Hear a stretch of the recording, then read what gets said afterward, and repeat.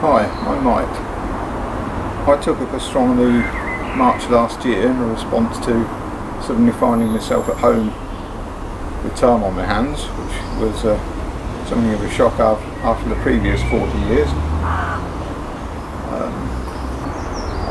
Obviously in the middle of lockdown I couldn't just go out and buy a telescope, so I made this one, which is a 6-inch Newton reflector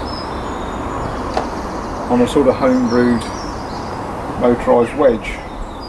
The idea of that being was it folded flat and would go in the car, which it seems to do fairly well. Which after 9 months of development actually works quite well, but it was quite a frustrating process getting the exposure times I could do, slowly up from 2 to 3 seconds to 6 seconds, and then sort of 20 plus seconds at last. That's enabled me to have a lot of fun and get some very nice pictures, and I've learnt an awful lot. From an astronomy perspective, I live at the bottom of a well with floodlights around the rim, so I was very keen to try observing in Barbados.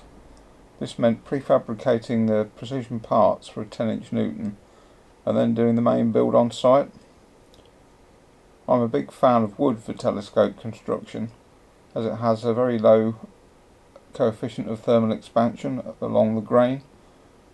This makes it ideal for mirror cells in particular.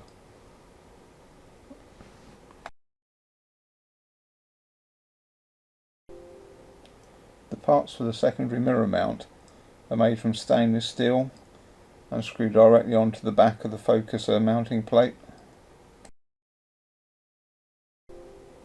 I'm not sure if the construction is best described as Heath Robinson or Robinson Crusoe, but it all came together in the end, and with a little bit of luck I was able to produce some very nice pictures. I didn't realise quite how lucky I was to get these at the time, but trying to repeat them when I came back to the UK brought that home to me. This is the project I'm currently finishing off, which is a 3.5-inch refractor in a wooden casing.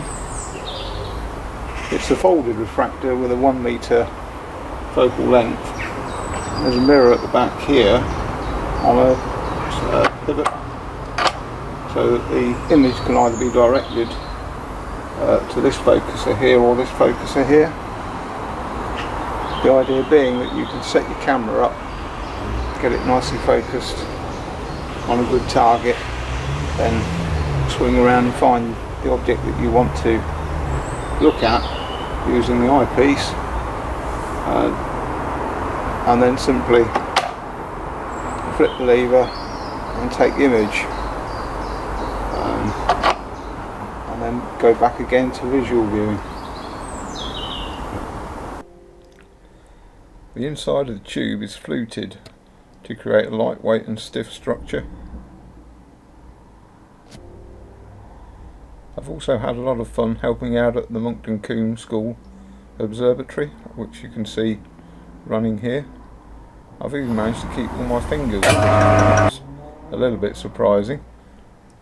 This is the machining of the new focus rack, which presented quite a few challenges due to its size and peculiar shape. I've got quite a few machine tools at my disposal, and if any club members would like help with spare parts or new bits for a new build telescope, I'd be very happy to help them out, just for the cost of the materials and perhaps a charitable donation, which I'd leave to your conscience.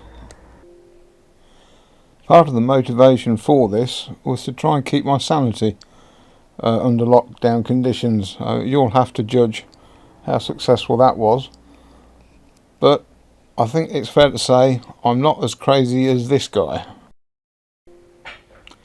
Thank you and good night.